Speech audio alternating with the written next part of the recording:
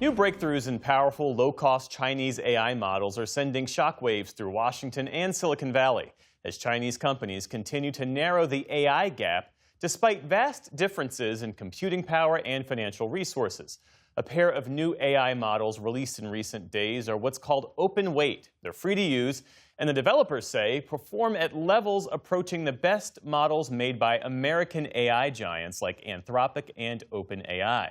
It all comes as the White House announces a new plan to redirect billions of dollars in funding from universities to individual researchers in a bid to accelerate AI innovation. To break it all down, we're joined now by Amrith Ramkumar. He's a tech reporter at the Wall Street Journal. Thanks for being with us. Thanks so much for having me. So these new AI models from China's Moonshot AI and Alibaba, they're open source, they're cheap, they appear to be closing in on the leading American systems. Just how powerful are these systems, and how has China been able to do this? These systems are quite powerful, approaching the capabilities of the top models from US companies like Anthropic and OpenAI. But you really hit on it with the question. The point is that they're much, much cheaper.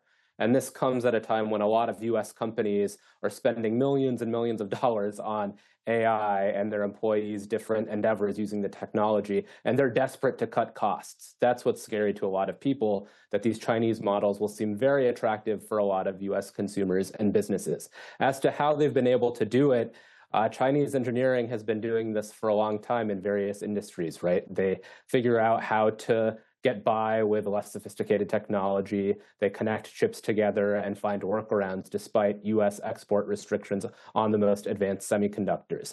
In this case, too, it's important to note that they're using a technique called distillation, in which they're essentially training off recently released US models. And this is something that has Trump administration officials very worried, and some people in Silicon Valley, that basically they're almost being ripped off. And it's something where we could see the Trump administration try to crack down in the coming days and weeks. So if the Chinese models are almost as good and much cheaper, could they start to dominate the market? That's what the concern is. Exactly. And another point to mention is that leading US companies are now subject to increasing scrutiny and oversight from the Trump administration and other regulatory agencies around the world, whereas Chinese models don't have to abide by those same rules, and they don't have the same safeguards built in. So some people say they're almost as powerful and they're not nearly as safe. That's a really dangerous combination if they were to fall into the wrong hands. For people who aren't following this as closely as we are, when we say that these AI models are powerful, what exactly are we talking about? The real thing we mean when we say these models are powerful is that they're capable of aiding or even launching cyber attacks or hacks. And so the concern is that they can act on their own, essentially. And that was highlighted just yesterday when OpenAI said that two of its models during training had essentially broken out of their cage, gone onto the internet, and hacked another company, which is essentially an AI model library. This kind of thing is very scary, and the capabilities from the Chinese models are that they're almost to the point of doing that exact same thing. That has a lot of implications for national security and geopolitics moving forward. And you've reported that top AI executives, U.S. AI executives, are asking the White House to restrict access to these Chinese AI models. Has the White House been receptive? The White House is debating how best to respond to this. Some AI executives, including leaders at companies like OpenAI and Anthropic, have sounded the alarm on the threat posed by these Chinese models, and they say they just want a level playing field. A lot of other people in Silicon Valley and in the tech community are on the other side. They say that the administration should just let these models proliferate, and that US companies should have to compete, and that the US should develop its own open models, and that will help solve this problem without big government policy intervention.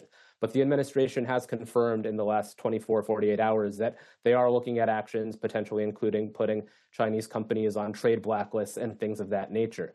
This comes at a really interesting time. Airbnb and other US companies are relying on these Chinese models to run their own businesses. So if the government was to deem them a security risk, essentially, that could transform a lot of the AI race.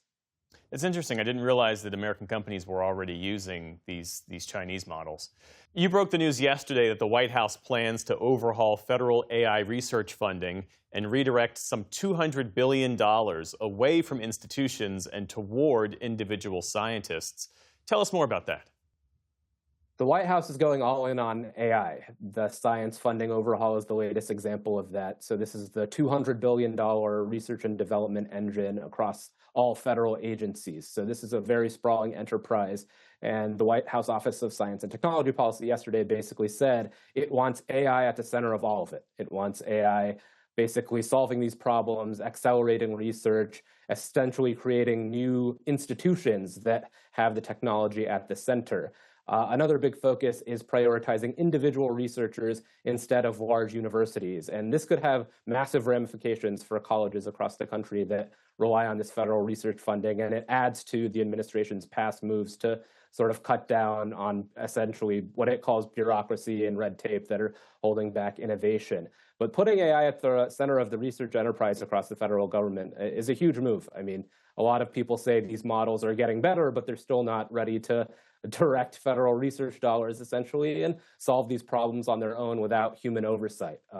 Administration officials said that humans will be in the loop, they will have that oversight, but it will be fascinating to see how this plays out in the coming weeks and months. Fascinating indeed. Amrith Ramkumar, tech reporter for the Wall Street Journal. Thanks again for your time. We appreciate it. Thanks so much for having me.